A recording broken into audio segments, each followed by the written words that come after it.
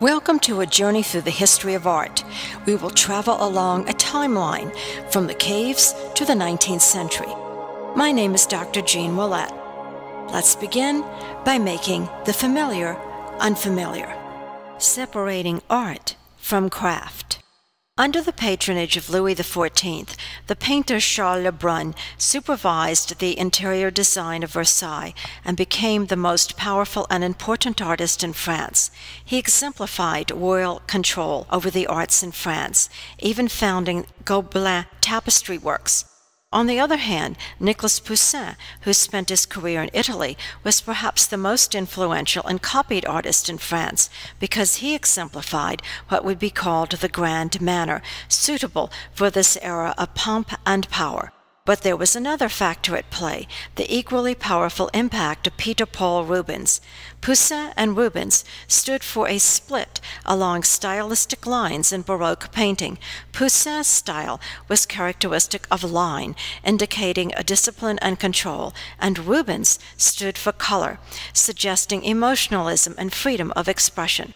Now that artists were newly important, possessing significant reputations, quarrels began to emerge among their followers. Should line or color dominate the current artistic style? Should a painting have a smooth or brushed surface, dynamic forms or static forms? Note that these artistic quarrels are not about content, not about the patron. Significantly, artists had become a community, and they separated themselves from craftspeople.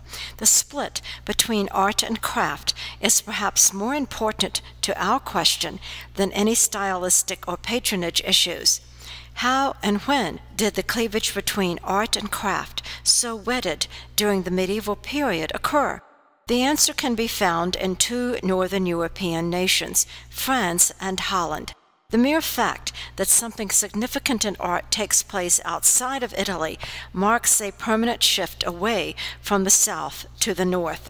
The shift would take a century, but when King Louis XIV decreed that France would make a bid to dominate in the arts, important steps were taken. In 1648, the French Academy was established.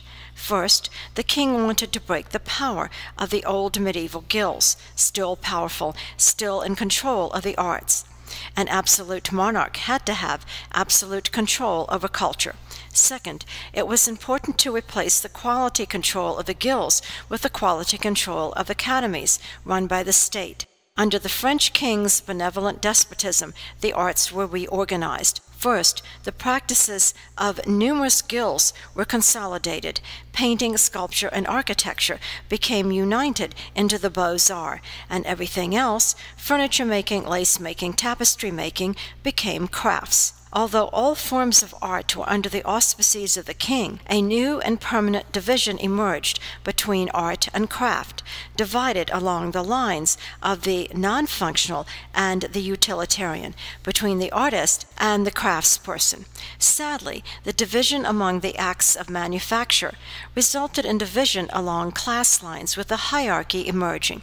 Art was done by people who worked with their heads, and craft was done by people who worked with their hands. But we should not assume that the Baroque artist was a free artist. Regardless of their training, their reputations, and their undoubtedly high opinions of themselves, the art makers of the 17th century were hired hands, serving at the behest of their patrons, at the beck and call of their clients. Does the obedience of the artist beholden to a client mean that he or she was complicit with artistic propaganda bent on domination, or that the artist was politically active, purposefully pushing a cause from a particular religion to supporting a political doctrine? In a word, no. In this world of absolute power, artists who served under despots would do well to keep their opinions to themselves, especially if one were a court painter. Hans Holbein, painter to King Henry VIII, beheader-in-chief, wisely and shrewdly was able to do a portrait of Thomas More, who would lose his head, and many portraits of the king, bedecked in Mannerist magnificence.